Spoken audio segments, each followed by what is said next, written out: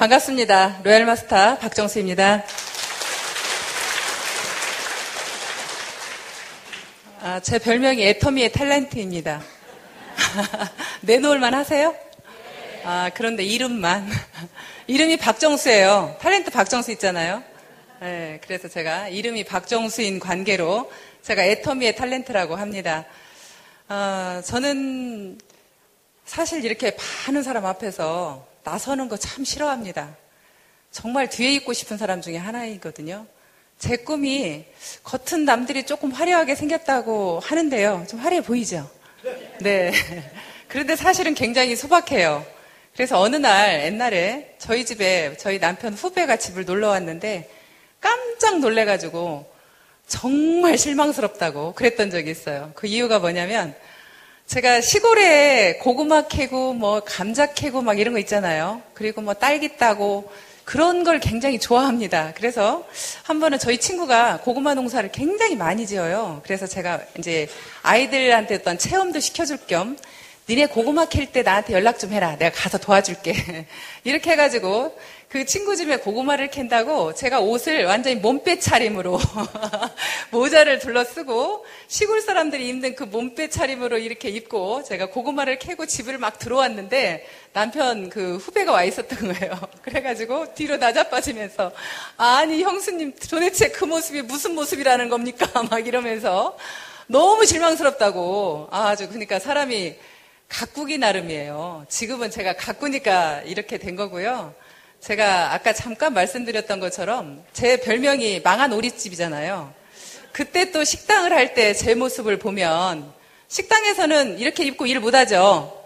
그러니까 아무래도 가벼운 옷차림으로 항상 입고 일을 해야만 되는 상황이었기 때문에 그렇게 이제 일하면서 이제 살았기 때문에 회장님을 처음 뵀을 때 회장님께서 아마 저 보는 모습이 제 모습이 그랬던 모양이에요. 식당에서 일하는 아줌마. 그런데 지금 이렇게 멋있어졌다고 늘 얘기를 하십니다. 그래서 사실은 그 사람마다 여기 총장님들이나 리더분들 올라오시면 다 멋있어 보이시죠? 일단 그분들이 멋있어서 멋있는 게 아니고 그냥 자체적으로 그냥 그 자리에 올라가면 다 멋있어지는 것 같아요. 그래서 다 가꾸기 나름이신 것 같고 여러분들도 다 이 자리에 올라오시면 그렇게 멋있어집니다. 그래서 사람들 앞에 나서는 게 싫어서 어떻게 하면 좀 안 나설까 하는 생각을 늘 제가 했고요.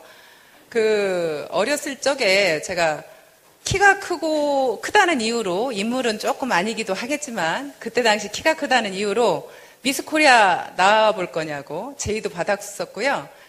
우리 익산에 가죽제품 공장이 있었어요. 그래서 그 가죽제품 공장 회사에서 또 모델을 한번 해보지 않겠느냐고, 또 석재 공장 모델 한번 해보지 않겠느냐고, 제가 그런 제의를 받았어요. 그랬는데, 그걸 다 거절을 했어요. 왜냐하면 도저히 남 앞에 나설 자신이 없어서. 그리고 또 미스 코리아 나가면 막 수영복 입고 이러잖아요. 난 그런 게 막 기겁을 했어요. 그래서 난 그런 건 절대 안 할 거라고. 그렇게 생각하면서 제가 거절을 했는데, 항상 어떻게 이상하게 그런 기회가 자꾸 주어지는 것 같아요. 학생 때도 뭐 나는 그냥 어떤 거를 나서고 싶지 않은데 느닷없이 중학교 때는 또 선생님이 키 크다고 선도부장을 하라고 그래가지고 갑자기 선도부장을 하게 되고 또 고등학교 때는 또 저희 1학년 때 딱 학교를 들어가는데 담임선생님이 제가 키가 크니까 눈이 딱 띄었나 봐요. 그러면서 저더러 실장을 한번 출마해보지 않겠냐고. 그래서 안 하겠다고. 그랬더니 나가라고. 그래가지고 그때부터 제 인생이 또 실장을 출마하면서 계속 앞자리에 어떻게 서게 됐어요. 그래서 이제 학교를 졸업하고는 난 다시는 안 하겠다고 해서 그런 일들은 제가 다 거절을 했는데 애터미에 와서 다시 이렇게 서게 되는 것 같습니다. 근데 지금은 어쩔 수 없이 제가 이제 저만을 위해서는 사실 안 하고 싶은데요. 많은 분들이 이렇게 오신 관계로 그분들한테 누군가가 또 회장님이 또 안 계시기 때문에 더더군다나 어떤 메시지를 전해주어야 된다고 해서 제가 무겁게 올라왔습니다. 무겁게 올라왔으니까 여러분들이 무겁게 쳐다보면 제가 할 수 있겠어요? 없겠어요? 저 못합니다. 그래서 여러분들이 그냥 편한 마음으로 어떤 강의라기보다는 제가 강의하라고 하면 못하지만 그냥 제 이야기, 제가 애터미에 와서 했던 이야기들을 그냥 한다고 편안하게 보시면 될 것 같습니다. 저도 역시 많은 분들이 이 자리에 리더분들이 올라오셔서 항상 하시는 분들 대부분의 말씀을 들어보면요. 전부 다 부자가 되고 싶었대요. 그 부자가 되고 싶었다라는 그 생각이 그분들을 여기까지 저는 만든 거라고 생각합니다. 그래서 그 시초는 그분들이 역시 항상 부자가 되겠다는 생각 때문에 계속 무언가를 찾았고 무언가를 노력을 했다라고 생각이 됩니다. 그래서 그런 분들이 이 자리에 다 올라서 있는데요. 저 역시 마찬가지로 어렸을 때 그 시골에서 엄마가 아버님이 제가 4살 때 돌아가시는 관계로 엄마 혼자 저희 3남 5녀를 키우셨어요. 그래서 너무 이제 엄마가 더더군다나 제 나이보다 어린 나이에 혼자 되신 거예요. 저희 엄마 나이가 지금 생각해보니까 그때 당시 44살에 혼자 되셨어요. 그러니까 저보다 어린 나이에 혼자 되신 거잖아요. 지금 생각하니까 너무너무 가슴이 아파요. 세상에 나라면 어떻게 그렇게 그 자식들이 제가 4살이고 제 남동생이 태어난 지 3개월 되었을 때 돌아가셨어요. 그러니까 4살, 7살, 10살 이렇게 순서적으로 저희 집이 거의 3살 차이니까 그 졸망졸망한 그 아이들을 저희 엄마가 혼자 힘으로 키우시려고 했으니까 어땠겠어요? 그냥 정말 밥만 안 굶기는 게 저희 엄마의 목표였대요. 이 자식들을 밥은 굶기지 않아야겠다.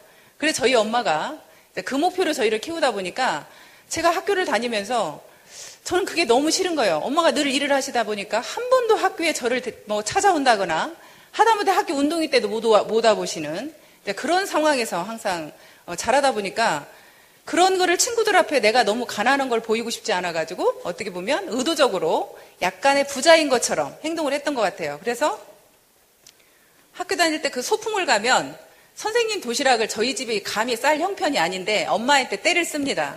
선생님 도시락 싸달라고. 근데 저희 엄마가 음식을 좀 잘하셨어요. 그러니까 이제 떼를 쓰는 거예요. 그러면서 엄마가 이제 어쩔 수 없이 제 떼에 못 이겨서 선생님 도시락을 싸주는데 소풍을 딱 가서 도시락을 딱 내놓으면 선생님들이 저희 집 음식을 가장 맛있다고 하시면서 드셨어요. 그러니까 의외로 딱 소풍을 가면 정순의 집 도시락이 어떤 거야? 하고 물어볼 정도로 그럴 정도로 저희 엄마가 음식을 참 잘하셨어요. 그래서 그렇게 어거지를 쓰고 교복을 새 거 아니면 안 입었어요. 끝까지 그냥 고집을 피워서 새 거를 해줘야 됐고 운동화를 새 걸 아니면 안 신고 그렇게 남의 거 입고 신고 하는 것을 절대 안 한다라는 생각으로 그렇게 하면서 정말로 나도 부자가 되고 싶다. 어렸을 때부터 막 한이 되었어요. 그 부자가 되고 싶다는 게. 그래서 제가 처음에 첫 직장을 들어갔던 게 대학교에 입학을 했는데요. 대학교에 입학을 하면서 이제 총장님 면접을 보는데 총장님께서 그러세요. 왜 여기를 들어왔네요. 그래서 제가 하는 말이 사람들 같으면 면접을 보는 거기 때문에 참 말을 이쁘게 해야 되는데 제가 당장에 돈이 있어서 제 사업을 할 수도 없고 제 꿈은 저는 사장입니다. 제가 그랬어요. 제 꿈은 사장입니다. 그것도 정말 많은 사람을 거느린 저는 부자가 될 겁니다. 그런 사장이 될 건데 일단 제가 돈이 없으니 여기에 취직을 해야 되지요. 이렇게 말을 했어요. 그런 저를 또 뽑아주셨어. 다행인 것은. 근데 제가 그렇게 부자가 되고 싶다고 아예 그때도 얘기를 하면서 그 직장을 다녔는데 한 10년 정도 다녔어요. 그래도 오래 다닌 거예요. 제 생각에는. 그 10년 정도를 다니면서 정말 빨리 그만두고 싶다. 이제 내가 진짜로 부자에 드는 길로 가야 되는데 이 월급을 타가지고는 도저히 부자가 될 수가 없는 거예요. 그래서 먹고 사는 것밖에 해결이 안 되겠구나. 그러면서 제가 이제 직장을 사표를 내고 퇴직금을 가지고 자그마한 장사를 피자 가게를 처음에 차렸습니다. 그런데 그 피자 가게를 차리면서부터 이제는 실패의 연속으로 이어졌어요. 피자 가게도 잘못되고 이제 그 다음에 했던 일들이 이것저것 계속 이제 하면서 피부샵도 하고 백화점도 근무하고 그러면서 이제 제가 마지막으로 했던 일이 식당 일입니다. 이제 그 식당 할 때는 또 대단한 각오를 부렸어요. 내가 이것저것 다 망했으니까 이제는 진짜로 제대로 해봐야지. 이제 그런 마음으로 돈을 여기저기서 빌리기 시작을 했어요. 그래서 언니한테도 빌리고 이제 친구들한테도 빌리고 또 제가 있는 돈 다 가지고 약 1억 5천이라는 돈을 가지고 이제 식당을 차렸는데요.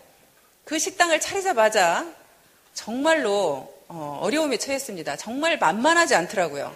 왜냐하면 그 고정경비가 들어간다는 그 부분이 결국에 매출이 일어나지 않으면 그 고정경비는 매달 예를 들어서 임대료라든지 인건비라든지 이런 부분이 들어가겠죠. 그런 부분이 한 달에 700에서 800이에요. 그런데 그 700에서 800을 내가 매달 맞춰내지 못하면 결국에는 제가 망하는 거죠. 그렇게 해서 나중에는 직원들 월급을 여기저기에서 빚을 얻어다가 주기 시작을 했어요. 빚을 얻어다가 주다 보니까 이건 더 이상 이제 빚을 얻어올 데도 없어요. 그래서 결국에는 직원들 월급을 못 주니까 식당문을 내리게 된 거예요. 내리게 되면서 임대 기간이 끝나지 않아서 월세는 계속 나가고 있죠. 월세는 그냥 보증금에서 자동으로 삭제되면서 계속 가고 있는 시점에 이제 저희 화장품을 만나게 됐습니다. 그래서 제가 피부샵을 잠깐 했었고 또 제가 화장품을 팔아봤던 적도 있어요. 그래서 화장품에 대해서는 조금 남들보다 더 알고 있다고 생각을 했고, 그러면서 제가 피부샵을 하면서 그 비싼 수입 화장품, 보통 세트로 하면 100만 원 정도는 될 거라고 생각이 됩니다. 뭐 영양크림이나 아이크림이나 에센스 같은 경우는 한 개당 20만 원, 30만 원짜리는 보통이고요. 보통 뭐 아이크림 하나에 저는 50만 원짜리도 써봤던 기억이 있어요. 그 정도로 그 비싼 화장품을 사용을 했었는데, 그 제가 피부샵을 그만두면서 이제 다시 국산 화장품을 사용하겠다고 사용을 해보니까 정말로 못 쓰겠다. 그냥 구체적으로는 뭐 어떤 느낌이어서라기보다는 하여튼 발랐을 때 흡수가 좀 잘 안 되는 것 같고 또 바르고 나면 굉장히 무겁고 하는 그 느낌이 싫었습니다. 그래서 제가 다시 이제 수입 화장품을 쓰게 됐는데요. 다시 수입 화장품을 쓰게 되면서 쓰고 있던 중에 저희 화장품을 우연히 쓰게 됐어요. 근데 사실은 기대도 하나도 하지 않았고요. 별로 가격도 중요하지 않았어요. 왜냐하면 안 쓸 거니까. 별로 안 쓸 거니까 별로 중요하지도 않은 마음으로 사용을 했는데 의외였습니다. 굉장히 사용감이 좋았고요. 영양크림까지 다 발라도 굉장히 가벼움이 있었습니다. 그래서 정말로 좋다 하는 생각을 했고요. 그런데 여러분들도 아까 뉴스 보셨지요? 뉴스 보셨지만 100배나 더 좋은 화장품이라고 얘기를 하는데 과연 100배나 더 좋은 이유가 뭘까? 그 이유를 저도 이제 이 화장품이 들어가 있는 특징을 다시 한번 보게 되면서 제가 나름대로 이 원리라고 하면 정말로 100배나 더 좋을 수밖에 없겠다. 정말 천연 화장품의 한계라고 생각했던 그 색소 문제가 해결이 된 거예요. 그러면 천연 화장품이 결국에는 모든 화장품이 이제 천연 화장품이 될 건데 그 천연 화장품은 식물이고 그러면 그 식물에서 어차피 추출을 하게 되면 검은 것이 추출이 되는 그 색소 문제가 여기 원자력 연구소에 의해서 그게 해결이 되었다면 이거는 정말 기가 막힌 화장품이 될 수 있겠다. 그리고 그 순간 느꼈던 건 뭐냐면 돈도 벌 수 있겠다 생각을 했어요. 이 색소 문제는 전 세계적으로 우리 화장품밖에 들어갈 수가 없는 부분이고 다른 특허가 나 있기 때문에 어느 누구도 이 제품에 대해서는 그 색소 문제는 해결할 수가 없겠다. 그러면 모든 화장품들은 그 한계에 부딪혀 있을 건데 우리 화장품은 그걸 해결이 됐다는 거죠. 그래서 그 부분 하나만 가지고도 정말 이건 사업성이 있다. 이걸로 내가 승부를 봐야 되겠다. 이런 화장품이라고 하면 실질적으로 진짜로 피부가 좋아질 수 있겠다라고 생각한 거예요. 그래서 실질적으로 진짜 피부가 좋아질 수 있겠나를 이제 살피기 시작을 했습니다. 그러면서 이제 익산에 계시는 분들 화장품을 바르게 하면서 그분들이 달라지는 것을 봤어요. 처음에 저희가 이 화장품을 팔 때는 이름이 생얼백이었어요. 생얼백. 왜 생얼백인 줄 아세요? 100배나 더 좋다는 화장품의 의미도 있고요. 또 하나는 100일만 사용을 하면 피부가 달라진다는 뜻도 저희가 가지고 있는 그대로 그냥 생얼백 이렇게 그때 당시 내놨습니다. 그래서 이제 그렇게 판매를 했는데 실질적으로 그 사람들이 점점 피부가 정말 좋아지는 걸 확인이 됐고요. 이런 화장품이라고 그러면 내가 정말 팔아서 한 달에 돈 1,000만 원 정도는 벌어야겠다. 이제 그때 당시 제가 이제 1억 5천이라는 돈을 들여서 사실은 저희 남편은요, 제가 그걸 차리는 걸 반대도 했을 뿐더러 굉장히 우리 신랑은 좀 마음이 저보다 작아요. 남잔데도. 그래가지고 뭐 일 벌리는 걸 싫어해. 근데 저는 막 일을 퍽퍽 저지르는 스타일이에요. 그러니까 하지 말라고 했는데 해가지고 제가 빚만 쫄딱 졌잖아요. 더더군다나 또 저희 남편이 그때 마침 하던 사업이 또 부도가 났어요. 그래서 남편이 하던 사업이 부도가 나면서 저희 가정은 그냥 다 이렇게 저희 남편은 이제 경기도 쪽으로 취직해서 올라가게 됐고요. 또 저는 저희 아이들 둘하고 9평짜리 원룸으로 이사를 가게 됐습니다. 그래서 그 9평짜리 원룸에서 이제 우리 이 사업을 하게 된 거예요. 그래서 지금처럼 솔직히 말하면 이렇게 많은 사람이 몰릴 것도 저는 예상을 못했고요. 정말로 우리 회사가 이렇게 엄청나게 커진다는 것도 상상을 못했을 뿐더러 또 제가 이렇게 돈을 벌 수 있는 사람이 될 거라는 것도 사실은 생각을 못 했습니다. 그때 그 상황에서는 이제 우리 아이들을 어떻게 가르칠까? 제가 이제 부자가 되기는커녕 우리 아이들을 대학까지 가르칠 수나 있을까? 이제 저 아이들을 어떻게 할까? 하는 사실은 그 상황만 놓여 있었고 그 아이들한테 정말 무언가를 정말로 해주고 싶었는데 이 가난을 정말 우리 아이들한테는 물려주고 싶지 않았는데 내가 이제 똑같이 우리 엄마가 나한테 우리 부모가 나한테 물려주었듯이 나도 이제 우리 아이들한테 똑같은 가난을 물려주는 그런 엄마가 되어버렸구나. 그런데 정말 저 아이들한테 어떻게든 대학까지는 가르쳐야 되겠다는 그런 일념 하나로 사실은 이 제품을 팔아서 저는 돈을 벌으려고 했지 지금처럼 회사에서 이렇게 급료가 나오는 이 돈으로 제가 큰 부자가 이렇게 될 거라고는 사실은 거기까지는 계산을 못했어요. 그래서 저는 내 눈에 보이는 대로 당장에 팔아서 11만 5,500원 버는 거 선크림 하나 팔면 2만 원에 팔았기 때문에 2만 원에 팔면 예를 들어서 7,650원에 가져다가 2만 원에 팔면 그것도 만 얼마 정도가 남잖아요. 그렇기 때문에 그 돈을 그냥 버는 그 손이 내 돈이라고 생각했어요. 그러니까 지금처럼 뭐 조직에 대해서 어떻게 해야 되겠다 그런 생각도 할 수가 없었고요. 순수하게 그냥 팔아야겠다는 일념 하나밖에 없었습니다. 그런데 이제 오늘은 회장님이 오시지 않았지만 회장님께서 이런 세미나를 통해서 이제 말씀을 하신 부분이 이제 세미나를 이제 계속 통하면서 뭐라고 말씀하시냐면 여기에서 성공하고 싶으면 각자 어디에서 성공을 하느냐에 따라서 할 수 있는 일이 꼭 해야 하는 일이 조금씩은 달라지겠지만 적어도 여기에서 우리 애터미에서 성공하려고 하면 첫 번째 판매해라. 그리고 두 번째는 이 세미나에 빠지지 말아라. 그게 회장님의 뜻이었어요.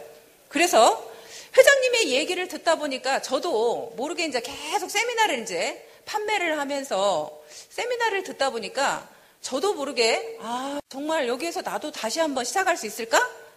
저대로만 된다면 진짜 나도 성공할 수 있을까? 하는 생각을 이제 점점 다시 하게 됐어요.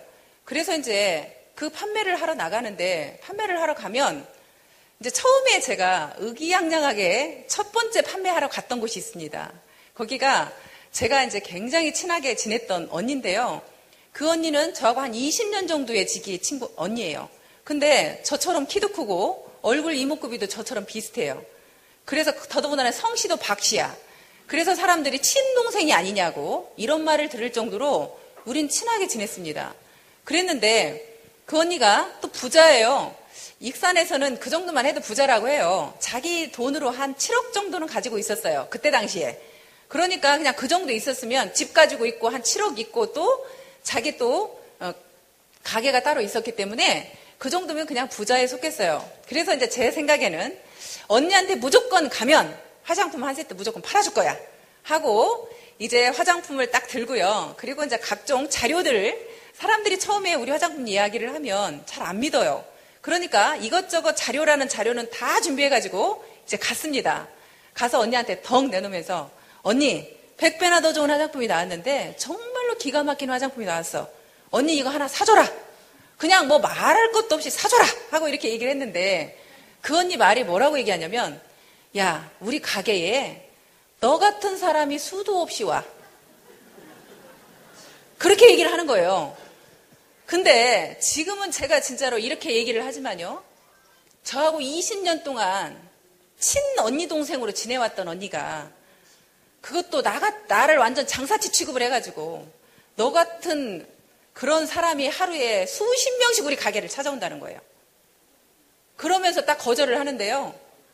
얼마나 눈물이 나오던지 제가 그래 언니? 더 이상 말을 못했어요. 그래 언니? 그리고는 그냥 주섬주섬 이걸 이제 다시 화장품을 막 펼쳐놓고 막 보여주고 했던 거를요. 다시 주섬주섬 다 쌌어요.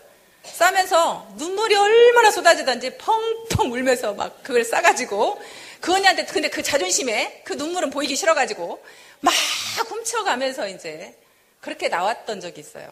근데 지금도 제가 그 언니를 찾아가지 않았어요. 지금도 얼마나 한이 맺혔는지 그냥 예를 들어서 근데요 그 언니가 지금 만약에 그때 제 손을 잡아줬더라면요 제가 엄청나게 그 언니 가게에 도움이 됐을 거예요. 그 언니가 보석 가게를 하거든요. 그런데 제가 지금은 보석을 많이 살 수 있잖아요. 그래서 굉장히 많이 도움이 될 건데 그 언니가 나를 거절을 했어.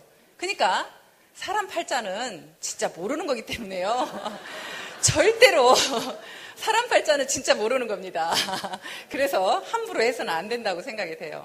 어찌됐건 그래서 그 언니가 그렇게 하는 바람에 제가 이제 그렇게 뒤돌아와서 오면서 이를 악물었어요. 언니 두고 봐라. 내가 반드시 성공해서 내가 언니한테 꼭 보여주겠다.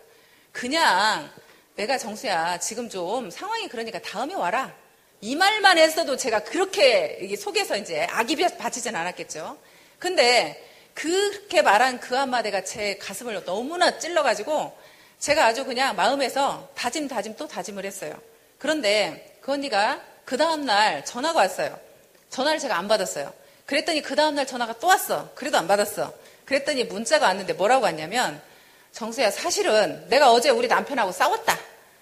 남편한테 싸워가지고 너무 화가 나 있는 판에 제가 갔대요. 그래서 본인이 화풀이를 저한테 했다는 거예요. 근데 화풀이를 하더라도 할 말 있고 안 할 말이 있죠. 그죠? 아니 화풀이를 하더라도 할 말 있고 안 할 말이 있지. 그런 말을 하냐고요. 그래서 어찌됐거나 제가 지금까지 그 언니를 안 찾아갔어요. 그냥 평생 안 찾아가고 싶어. 정말. 근데 어찌됐거나 그 언니 때문에 어찌 보면 제가 더 일을 악물었고 오늘의 제가 됐는지도 모르겠습니다. 그렇게 생각하면 고마워해야 돼요. 그 언니가 그렇게 했던 것이. 그러면서 저는 이제 판매는 나름대로 전에 제가 책 세일을 잠깐 했던 적이 있었는데요. 책 세일을 하면서 저는 진짜로 영업을 못하는 사람인 줄 알았더니 제가 영업을 잘하고 있더라고요. 근데 그 이유를 보니까 저는 사람들한테 어떤 책을 사라고 얘기를 해본 적이 없어요. 단지 그 사람들한테 그 아이에게 왜 책이 필요한가, 니네 아이한테 이 책이 왜 필요한가에 대해서만 설명을 해줬어요. 그러면서 그 아이한테 꼭 필요할 것 같다라는 그런 이야기들만 하고 다녔는데 나중에 결국에는 그 엄마들 심리가요. 자기 아이한테 꼭 필요할 거라고 얘기해 놓으면 마음에서 우리 아이 잘 키우고 싶은 한국 엄마들의 그 욕심에 의해서 기현씨 사고 맙니다. 내가 지금 당장은 형편이 어려워도 나중에는 기현씨 사요. 그래서 그분들한테 나는 그냥 우리 책이 진짜로 꼭 필요하다라고 얘기만 해주고 다녔는데 그게 판매로 이어졌고 제가 판매를 잘하는 사람으로 들어갔습니다. 근데 이 일도 그래서 저는 그렇게 생각을 했어요. 진짜로 내가 이 화장품이 좋다고만 생각하면 이 화장품을 남한테 가서 정말 당신이 쓰고 있는 화장품보다 이 화장품이 왜 좋은지 어디가 좋은지 그 사람들한테 그러면서 가격은 왜 이렇게 싼지 그거를 주변에 알려주고만 다니면 결국에 판단은 그 사람들이 할 거라고 생각을 했어요. 그렇게 해서 제가 이제 판매를 하러 다니는데 저 같은 경우는 이제 여러분들은 판매를 어떤 식으로 하는지 모르겠지만 저는 누군가를 딱 집으면요 절대 놓지 않아요. 그 사람을 끝까지 찾아다닙니다. 그 사람이 사줄 때까지. 근데 그 사람한테 사달라고는 또 한 번도 안 해요. 진짜 깝깝할 일이죠. 그 사람이 저를 보면 답답할 일이야. 근데 사달라고 얘기하지 않아. 그러면서 계속 가서 설명만 해. 그런데 한 번에 다 알려주지도 않아요. 오늘은 가서 이 얘기하고 다음 날은 가서 이 얘기하고 그 다음 날은 이 얘기하고 계속 얘기를 다르게 합니다.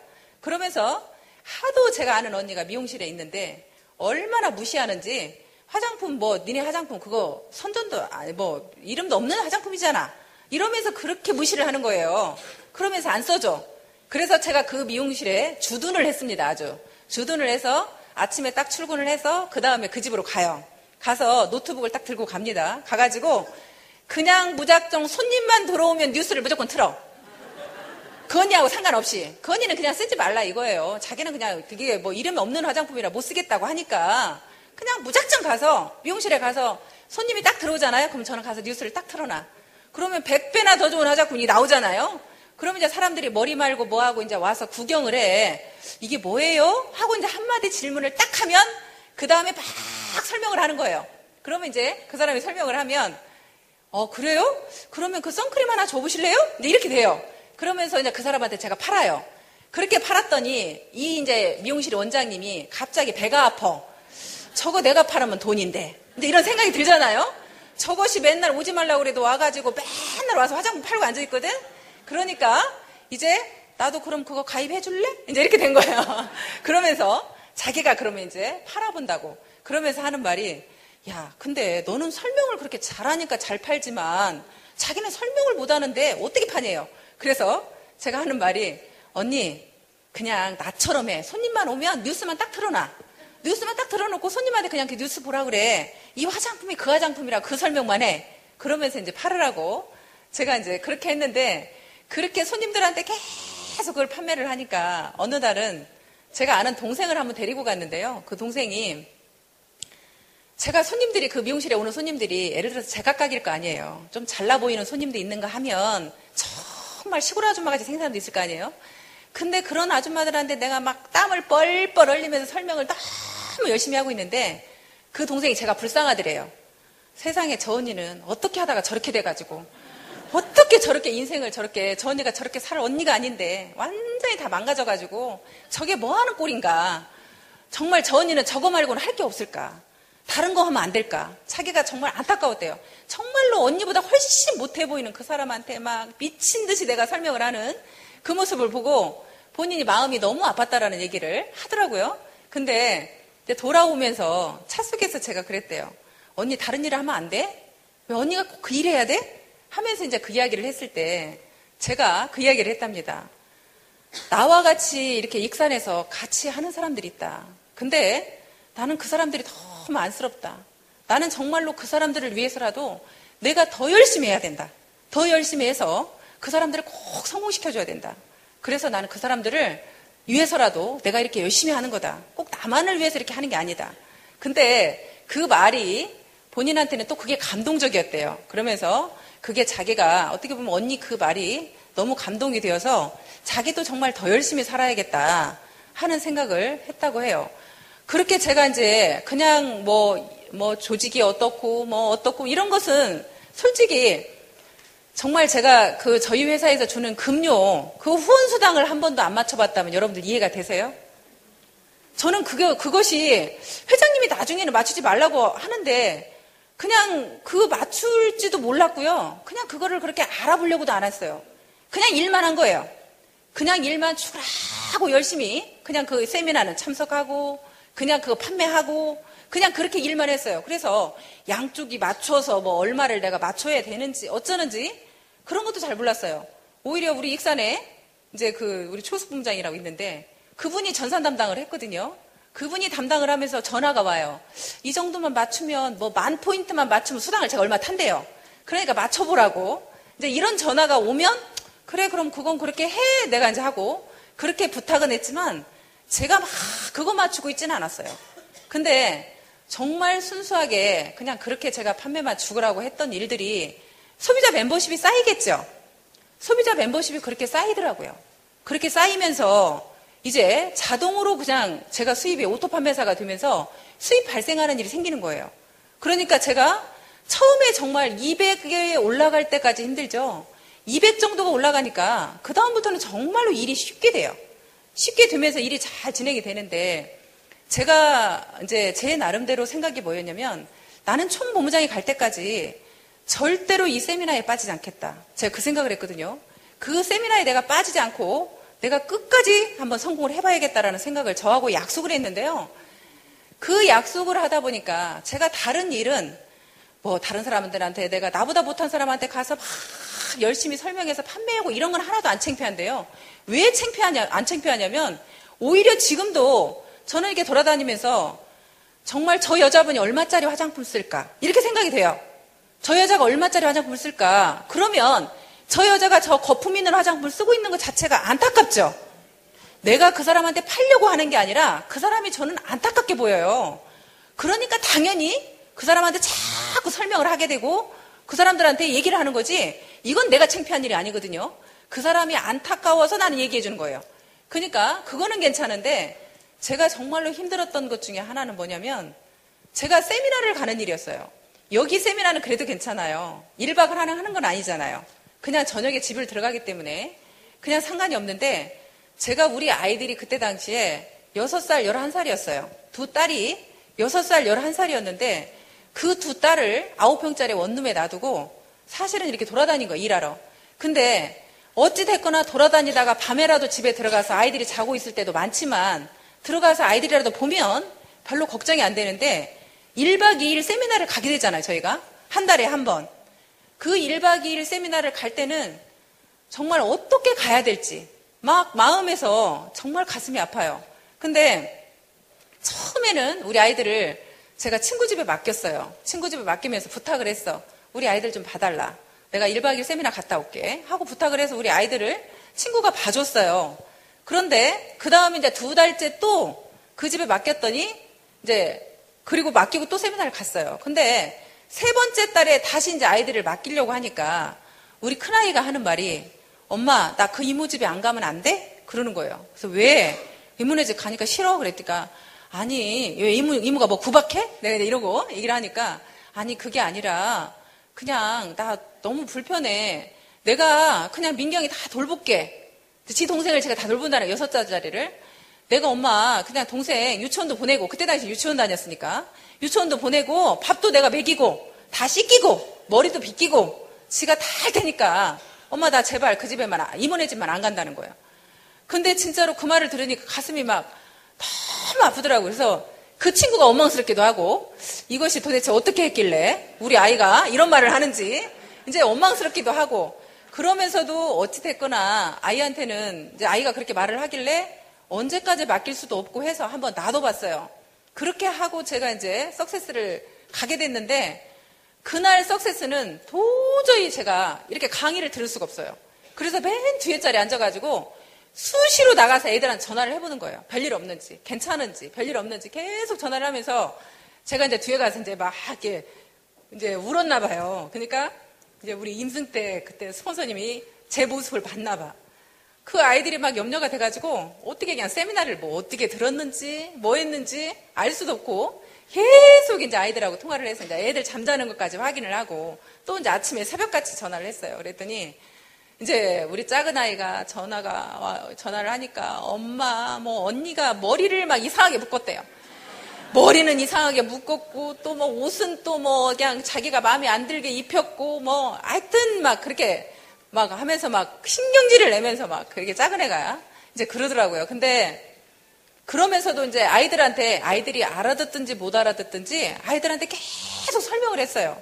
엄마가 왜 이 일을 해야만 되는지, 어째서 이 일을 하고 있는지, 니네들이 어떤 것을 니네들이 참아내줘야 되는지, 니네들이 엄마하고 이렇게 엄마를 도와주지 않으면 엄마가 절대 여기 성공할 수 없다.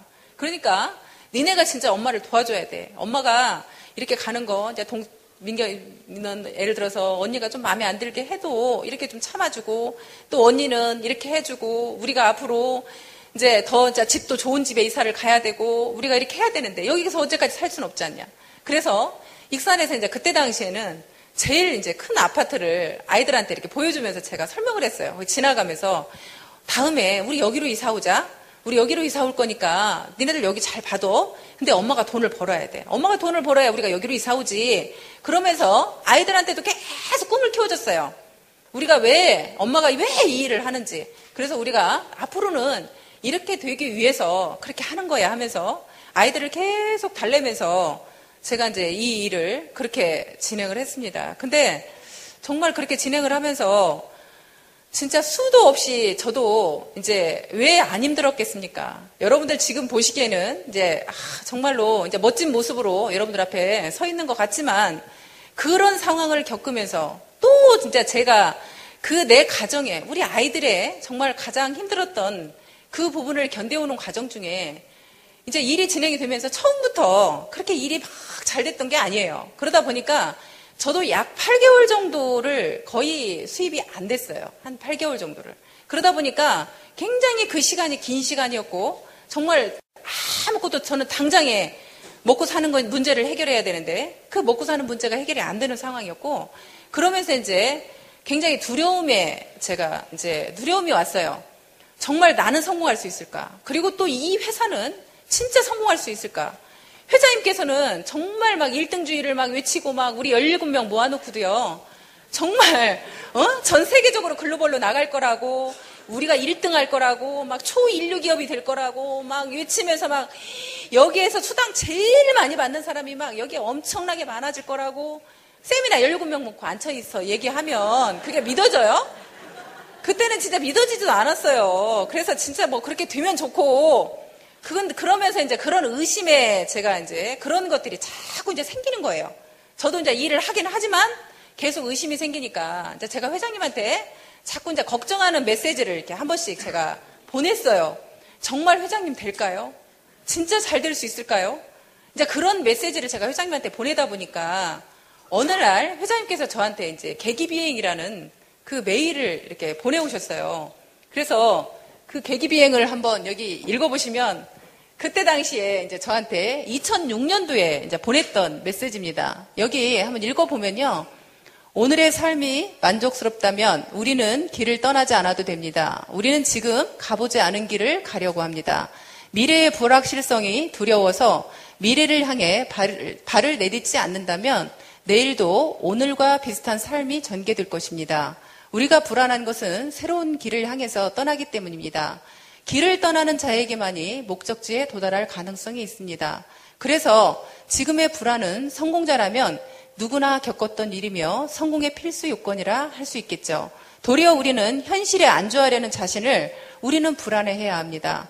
유능한 조종사는 계기비행을 합니다. 아무것도 보이지 않는 안개 속에서 계기판만 보고 비행기를 조종하는 것입니다. 초보 비행사는 눈으로 직접 산과 들을 보고 비행을 해야만 안심이 되지만 경험 많은 비행사는 안개 속에서 시계 비행이 불가능한 상황에서도 계기판의 수치만 보고도 편안히 비행을 할 수 있지요. 구름 위로 높이 떠서 푸르른 창공을 바라보면 불안은 금방 탄성으로 바뀝니다. 지금 애터미호 비행 계기판의 수치는 아주 양호합니다. 조종사 한길이가 이렇게 써가지고 저한테 메일을 보내오셨는데요. 저기에 도리어 우리는 현실에 안주하려는 자신을 불안해야 합니다. 이 말이 굉장히 가슴에 와닿았어요. 내가 이 일이 힘들다고 지금 현실에 안주해버리고 싶은 거예요. 저도 주저앉고 싶은 거예요. 내가 더 이상의 이 미래를 위해서 이 미래가 보이지 않는 이 부분을 향해서 내가 계속 가야만 할 것인가 하는 그런 불안함이 오히려 저를 현실에 안주하게 하려고 하는 마음이 솔직히 있었거든요. 근데 그 말이 정말로 저 말이 저를 가슴을 찔렀고 내가 다시 한번 정말 해봐야 되겠다. 그런 생각을 하면서 이제 이 일을 다시 제가 이제 열심히 하는 그런 계기가 됩니다. 그런데 정말 회장님께서는 아까 윤영성 대표님께서도 계속 말씀을 하셨지만 경영자가 이런 사업을 저희들과 똑같이 해보신 분이에요. 사업을 똑같이 해보셨기 때문에 저희들을 그 관리하는 부분이 굉장히 대단하셨어요. 오히려 저희들 입장에서는 한 번도 오히려 회장님처럼 만약에 회장님이 하시던 것처럼 제가 제 파트너들한테 한다 그러면 굉장히 저도 역시 더 빨리 성공했을 거라고 생각이 됩니다. 회장님께서 그때는요, 저희가 수당을 누가 받게 되잖아요. 그러면 그 수당 받는 사람한테 메시지를 다 보내세요. 당신이 수당을 받게 돼서 너무너무 기쁘다. 정말로 행복하다. 다음에는 더 많이 받아갔으면 좋겠다. 하면서 저희들을 일일이 관리하시는 거예요. 그리고 제가 이렇게 불안해하면 저런 그 메일을 또 직접 저렇게 써가지고 그때 당시는 회사에 직원도 별로 없었기 때문에 회장님께서 거의 그냥 뭐 1인 다역을 다 하셨으니까요. 혼자서 회장이면서 뭐 예를 들어서 업무 보시면서 뭐 기획하면서 모든 일을 다 혼자 하셨기 때문에 그렇게 그런 일들을 다 하시면서도 저희들한테는 새벽 2시, 3시에 그런 문자가 와요. 그때까지 일을 하시면서 저희들을 그런 식으로 안심을 시키고 정말 그렇게 관리를 잘 하셨어요. 그래서 정말로 회장님이 어떻게 보면 저한테는 스폰서 같이 그런 마음으로 회장님께서 계속 그렇게 안내를 해주셨는데 회장님께서 늘 말씀하시는 게 항상 원칙주의를 또 주장을 하셨어요. 근데 그 원칙주의라는 것은 우리가 흔히 생각하면 내가 원칙과 이익을 생각을 해보면 대부분의 사람들은 내 이익을 먼저 생각한다는 거죠. 내 이익에 앞서면 조금 원칙에 벗어나더라도 그 일을 그렇게 행하게 되는데 만약에 그렇게 행하게 되었을 때 그 다음에 더 훨씬 더 나중에 내가 진짜 성공하려고 할 때 내 발목을 잡을 것이다. 그때 진짜 힘들어질 것이다. 우리 일로 말하자면 예를 들어서 다른 라인에 있는 사람을 내 쪽으로 좀 데려오면 내가 빨리 성공할 것 같죠? 그러니까 그 사람이 나한테 온다 그러면 그거를 그냥 눈 딱 감고 살짝 받아주는 거. 그게 원칙이에요? 이익이에요? 그건 이익이죠. 예를 들어서 그런 이익으로 내가 일을 했을 때 나중에 내 발목을 잡을 것이다 하는 이야기를 수도 없이 하셨어요. 근데 정말로 저는 이제 회장님 그 뜻대로 했어요. 그 뜻대로. 그러니까 그렇게 하다 보니까 어떻게 보면 제가 참 바보스러울 많지. 진짜 어떻게 보면 멍청어리 많지.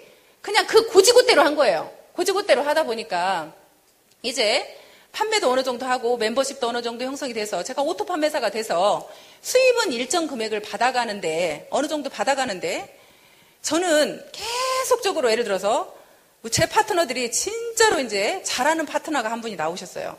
저희 회사가 어떻게 보면 제2의 도약기로 올라서는데 굉장히 도움이 됐던 우리 임병구 촌봉구장이 그때 당시에 2007년 3월 말쯤에 이 세미나를 참석을 하셨고 4월 1일부터 일을 시작을 하셨어요. 그때 당시에 우리 아까 올라오셨던 뭐 조상영 그 본부장님도 마찬가지고요. 그분들이 첫 세미나를 오셔서 들으시고 바로 오늘 3월 31일 날 이 세미나를 들었다고 하면 그 다음 날부터 일하신 분들이에요. 대단하신 분들이죠. 그러니까 이 세미나를 들으면서 정말 이런 회사를 찾았답니다. 그분들은 정말 괜찮은 회사가 나오기만 하면 자기네들은 하려고 준비하고 있었대요. 그런데 딱 그런 회사가 나왔더라는 거죠. 그러면서 이제 임병우 총장님도 아메이에서 다이아몬드까지 가셨고 우리 조상현 본부장 같은 경우도 뭐 저쪽 그 화장품 어디죠? 뉴스킨, 예, 뉴스킨에서 블루 다이아몬드까지 가셨던 분이에요. 근데 그분들은 정말 그쪽에서도 성공을 해보셨고 능력이 있는 분들인데 그분들이 저희 회사에서 이 세미나를 듣고 정말 이 회사는 될 수밖에 없다. 그러면서 그분들이 결단을 하셨어요. 그렇게 결단을 하시면서 그 다음 날부터 일을 하다 보니까요. 그분들은 능력도 있죠. 능력도 있으면서 기존에 본인이 해왔던 일들이기 때문에 본인들이 하기가 너무 쉬운 거예요. 그러니까 이분들이 이제 이 일을 진행해 나가는데요. 너무너무 잘해요. 너무너무 잘하면서 이분들이 막 직급을 차고 올라가는 거예요. 직급을 차고 올라가는데 저는 제가 이제 어떻게 자연스럽게 팀장까지는 갔는데요. 국장은 제 힘으로 못 가겠더라고요. 제 마음대로 안 돼요. 그러니까 거기서부터 저는 이제 멈춰서 있었어요. 그러니까 우리 임병구 총장이 그때 당시에 딱 오면서 우리 회사 멤버십도 엄청나게 늘어났고요. 매출도 굉장히 많이 그때 상승을 했어요. 그렇게 상승을 하면서 이제 그때는 진짜로 우리 회사가 보이는 거예요. 야, 우리 회사 진짜 되겠다. 이제 되겠다는 모습이 이제 그때부터 진짜 보이기 시작을 했고 그런데 이제 회사는 되겠는데 저는 안 되겠는 거야. 저는. 회사는 진짜 잘 될 것 같은데 저는 안 될 것 같은 거예요. 그분들이 막 너무 잘하고 있으니까. 그러니까 저는 부럽기만 해요. 야, 저분들은 어떻게 국장을 갔을까? 어떻게 본부장을 갔을까? 하면서 이제 그분들이 굉장히 부러워요. 그래서 제 마음에서 약간의 이제 수입은 되고 있지만 갈등이 왔어요. 또 이제 제 자신에 대한 문제죠. 이제 회사에 대한 염려가 아니라 제 자신에 대한 그런 염려가 오면서 굉장히 갈등이 왔는데요. 제가 2007년도에 이제 5월 달에 여기서 여러분들이 계속 저희 회장님께서 하나님 얘기 하시잖아요. 근데 그 얘기를 그렇게 회장님 맨날 하세요. 그때 당시도 그렇게 얘기를 하면서 강의 때마다 얘기를 하니까 사람들이 진짜로 하나님 얘기한다고 하나님 안 믿는 사람들은 가버린 분도 있어요. 안 듣고 가버리고요. 지금은 이렇게 사람이나 많으니까 여러분들이 갈 사람 가라고 하죠. 갈 사람 가라고 해도 하나도 걱정할 게 없어요. 그런데 그때는 사람도 몇 명 안 돼요. 그 몇 명 안 되는 사람들을 놓고 회장님이 그 얘기해서 사람 쫓아야겠어요? 그죠? 그러니까 속이 터지는 거야. 그러니까 회장님한테 이제 짜로 제가 이제 가서 그럽니다. 회장님, 제발 그 얘기만 좀 안 하시면 안 돼요? 제가 이렇게 부탁을 해요. 제발 그 얘기만 좀 안 하셨으면 딱 좋겠어요. 그랬더니 사람들이 왔다가 회장님 그렇게 하신다고 가버렸어요. 이제 이러면서 사람 한 분 모셔오는 게 얼마나 힘든지 아시죠? 또 이제 이렇게 하면서 이제. 그때는 진짜로 그 17명에서 사람 채우는 게 얼마나 힘이 들든지 썬바이텍 공장에서 70명 들어가는 강당이 있었어요. 그러면 70명 들어가는 강당에 15명 앉아 있어 봐요. 그것도 첫 세미나 17명이었죠? 거기 세미나는 또 17명 나눌 때도 있어. 그 정도도 안 와가지고 세미나를 하면 정말 미치겠는 거예요. 지금 많이 와서 여러분들 자리 없는 것도 진짜 우리가 배부른 고민이라고 하죠? 진짜 이건 배부른 고민이고요. 그때는요, 가슴이 진짜 막 제 몸이 한 10개 됐으면 좋겠어요. 10개 돼서 자리를 차지해줬으면 좋겠어. 그런 마음으로 정말 그렇게 그랬던 상황이에요. 그러면 김치봉 대표님 뭐라고 하시냐면 또 그대로예요? 이래요. 또 그대로예요. 사람 얼굴이 안 바뀌었다 그거예요. 또 그대로예요? 더운 사람도 없구만. 이제 이러면서, 그럼 아니에요. 누구누구는 새로운 사람 왔어요. 막 이래가면서 이제 눈치를 봐가면서 막, 그때는 김시봉 대표님이 저희들 막 거의 10만 원 상당의 선물을 줬어요. 여러분들은 선물 안 줘도 이렇게 많이 오시잖아요. 그때는 선물을 준다고 해도 안 와. 사람들이 아무도 안 믿어. 그래가지고 진짜로 너무너무 그렇게 그런 상황이 있었는데 회장님께서 그런 식으로 해가지고 사람을 그렇게 쫓아낸다고 생각을 한 거예요. 이제 그랬더니 회장님이 뭐라고 말씀하시냐면, 나더러 그거 복음 전하지 말라 그러면 나 회사 문 닫으라는 거야. 이러셔요. 나 이 회사 문 닫으라는 거야. 나는 이 회사를 차린 목적이 복음을 전하려고 내가 이 회사를 차렸지. 그래서 사람들한테 진짜로 수당 많이 주고 정말 많은 사람들이 오게 하기 위해서 가격도 정말 최대한 저렴하게 했고 수당도 많이 주려고 노력을 했대요. 왜냐하면 사람들이 많이 몰려와야 되니까. 몰려와야 본인이 복음을 전할 수 있기 때문에 나는 최대한 그렇게 했다. 그리고 그때 당시는 회장님이 지금은 더 건강해지신 거예요. 그때는 사실은 정말 강의하고 나면요 코피 흘린 적이 많아요. 회장님이. 진짜 그래서 그럴 때마다 눈물을 뒤에서 얼마나 흘렸는지 몰라요. 회장님 그 코피 나면요 코피를 멈추게 해야 강의가 그 다음 강의가 이어지는데 코피가 멈추질 않는 거예요. 그럼 막 코를 막 그냥 휴지로 틀어 막고 막 이렇게 머리에다가 막 찬 거 올려서 막 두드려 드리고 막 별저기를 다 해요. 그렇게 해가지고 이제 또 나오시면 막 또 열정적으로 강의를 하시는 거예요. 근데 그 힘이, 그러니까 그때 당시 회장님 말씀이냐면, 내가 이렇게 몸이 안 좋은데 내가 나가서 그렇게 강의할 수 있는 힘이 어디서 나오는 줄 알아? 본인은 복음을 전한다고 생각하기 때문에 나온대요. 그래서 나온대요. 근데 나더러 그걸 전하지 말라 그러면 나는 이 사업도 못하고 나 강의도 못해. 난 강의도 할 수가 없대요. 그러면서 본인이 나더러 이 복음 전하지 말라고 난 강의도 안 할 뿐더러 회사도 문 닫을 수 있다. 나는 진짜로 복음을 전하고 싶다라고 이제 그렇게 간절하게 말씀을 하셨는데 그때는 참 그렇게 이해를 하고 싶어도 이해가 잘 안 됐어요. 제가 안 믿으니까. 그랬는데 이제 회장님이 그런 저한테 어느 날 정말 성경을 잘 가르쳐주는 목사님이 계시는데 한번 가서 들어볼 거냐고 물어봐요. 그래서 싫다고 그랬어요. 그랬더니 이제 듣는다고 가자고 할 때까지 쫓아다녀요. 그러더니 이제 뭐라고 얘기하냐면 참 여러분들한테는 이건 창피한 얘기인데요. 뭐라고 얘기하냐면 돈 줄게 그러신 거예요.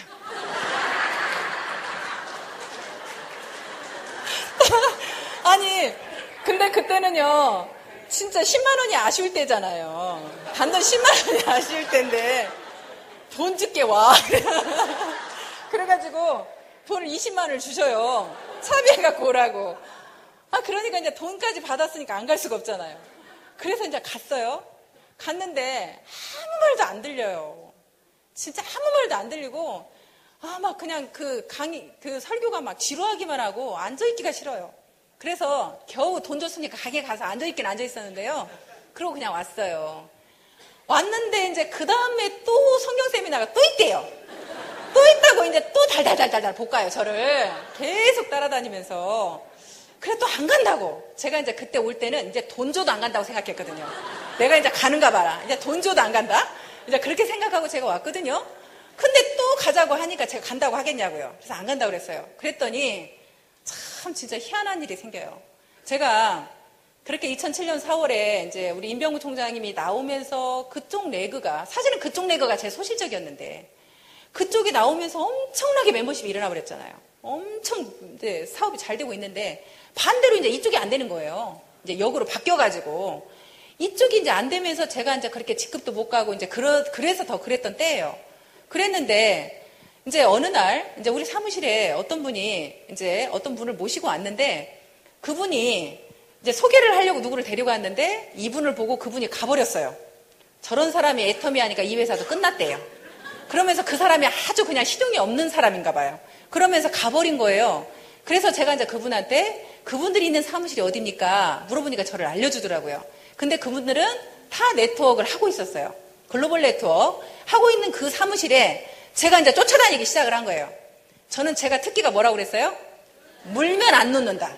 한 번 잡으면 절대 제 사전에 놓는 건 없어요. 그 사람이 우리 제품 쓸 때까지. 사업은 안 해도 좋아. 근데 제품은 쓸 때까지 제가 쫓아다닙니다. 제 친구들이나 제 모든 주변 사람들은 우리 제품 안 쓰면 저는 만나주지도 않아요. 우리 제품 쓰는 사람만 만나줘요. 그러니까 그게 이제 제 목표예요. 여러분들도 그런 각오는 있어야 돼요. 정말로 여러분들이 이 제품이 좋고 싸다는 확신만 있다고 하면 정말 그런 각오는 있어야 된다고 생각하거든요. 그래서 제가 이제 그 사무실을 쫓아다니기 시작을 했는데 거기 계시는 분 중에 한 분이 이제 그 하나님 얘기만 하면 좋아하셔.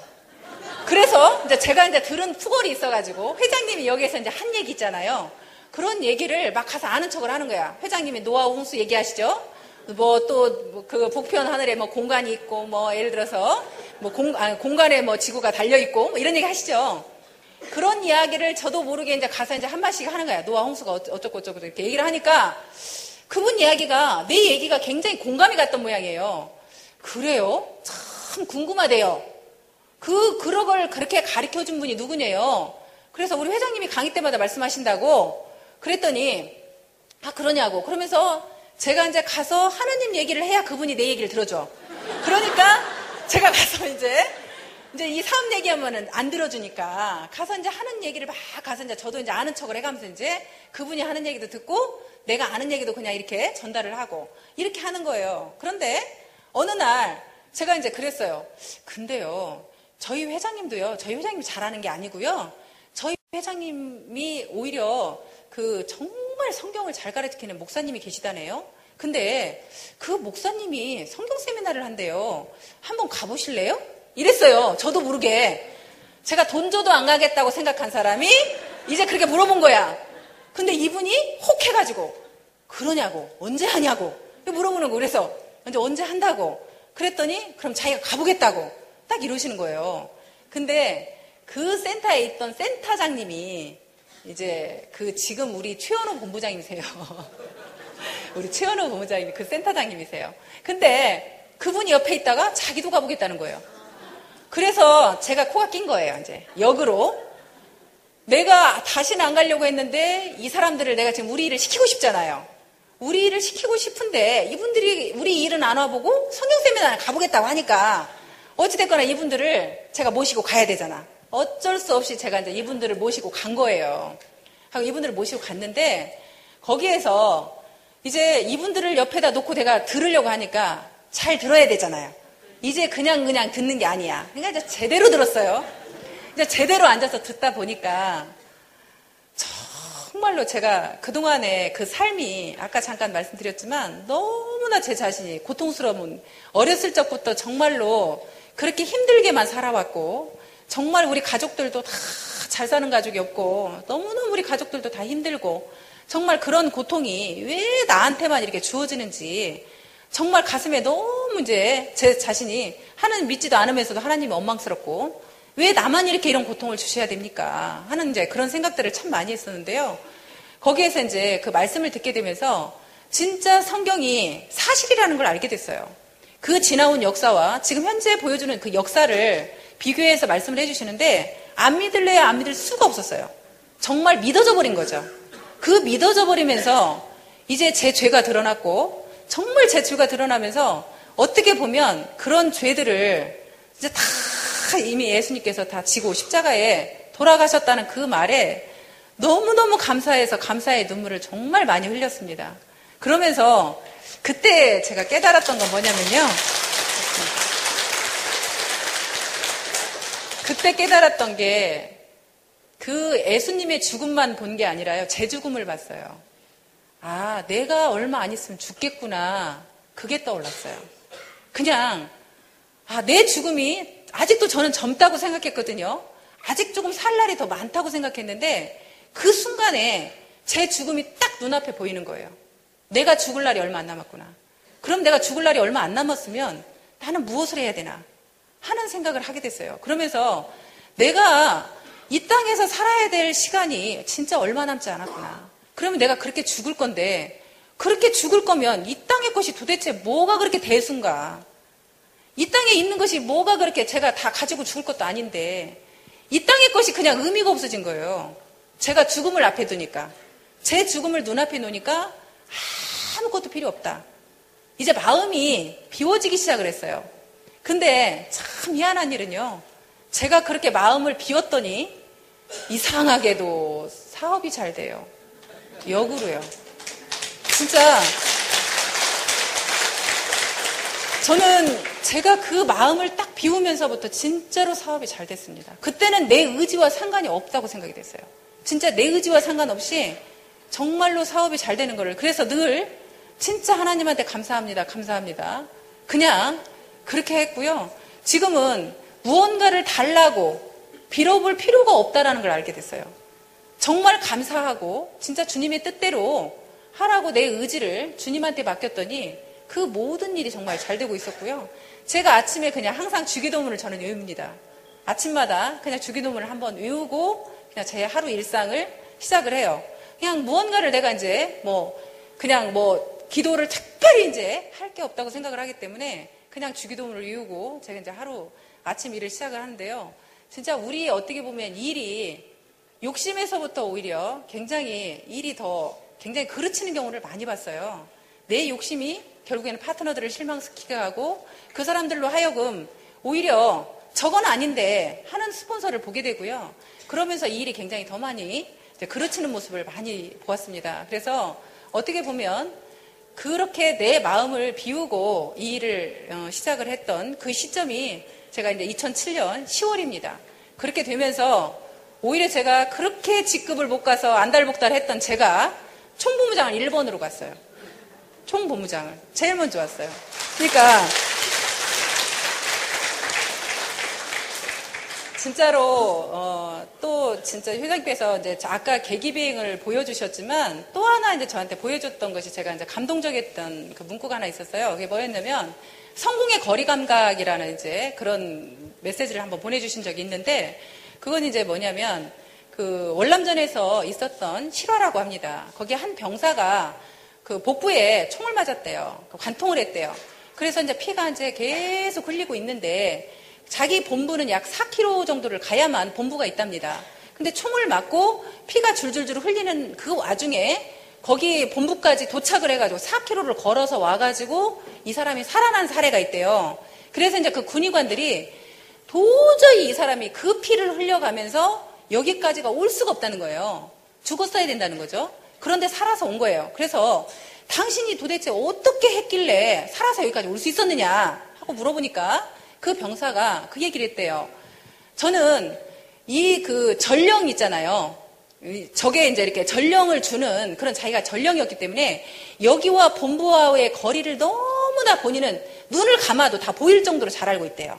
이 거리를. 그 4km 그 거리를 너무너무 잘 아는데 자기가 예를 들어서 큰 나무 밑을 지나갈 때는 여기 정도면 3km만 남았구나 하고 3km 남은 지점을 정확하게 알고 있었고요. 다음에 바위 옆을 지나갈 때는 이제 나는 1km밖에 안 남았구나. 또 계속 가다 보면 개울을 지날 때는 이제 나는 우리 본부가 500m밖에 안 남았다. 그래서 정확하게 내가 어디에 서 있는지를 잘 안다는 거예요. 그래서 자기는 그 의지로 이제 3km만 더 가면 되겠구나. 이제 1km만 더 가면 되겠구나. 이제 500m만 더 가면 나는 우리 본부다. 그러면서 그 500m를 딱 온 시점에 쓰러졌다는 거예요. 그분이. 그래서 살았다라고 얘기를 하면서 그 이야기를 하면서 회장님께서 그 말씀을 하셨어요. 나는 이 길을 가본 사람이다. 내가 이 길을 가본 사람이기 때문에 나는 이 길을 너무 잘 알고 있다. 그래서 우리의 위치가 현재 아까 계기비행으로도 보여주셨지만 우리의 위치가 어디로 가야 되는지 나는 이제 우리들의 길라잡이를 충분히 잘 할 수 있는 나는 그런 가이드다. 그러니까 그 가이드가 나는 잘 모르지만 가이드가 똑바로 안내해서 우리 가이드만 따라가면 여러분들 여행 가보셨지만 가이드가 안내하는 대로만 가면 별 문제 없죠? 예, 그런 것처럼 회장님께서 그 가이드라는 말씀을 하셨어요. 그러면서 내가 그렇게 나는 다 알고 있는 가이드니까 어디 지점에 가면 이렇게 할 수 있다라는 그런 얘기를 하시면서 우리 사업하시는 분들이 행여라도 예를 들어서 제가 제 길이 보이지 않아서 내가 지금 어느 지점에 와 있는지 몰라서 예를 들어서 여러분들이 그 병사처럼 내가 이제 500m만 가면 이제 성공의 자리예요. 그런데 여러분들의 위치가 예를 들어서 500m밖에 안 남았을 수 있거든요. 근데 500m밖에 안 남은 시점까지 고생 해가지고 그 자리에 딱 왔는데 그 자리에서 여러분들이 포기할 수 있는 거예요. 그 자리에서. 그냥 다 지점까지 왔는데 내가 거기에서 포기해서 결국엔 여러분들이 성공을 못하는 그런 사례는 없었으면 좋겠습니다. 그래서 회장님의 그런 말들이 굉장히 저를 많이 위로했고요. 정말 저는 마지막으로 그런 생각을 합니다. 여러분들이 오늘 처음 오신 분들은요, 이 사업을 결정을 하고 안 하고가 저는 그렇게 생각해요. 저는 제 안에 여러분들 모두의 마음속에 아까 우리 윤영성 대표님께서 말씀하셨지만 우리가 육과 영과 혼이 있다 그랬잖아요.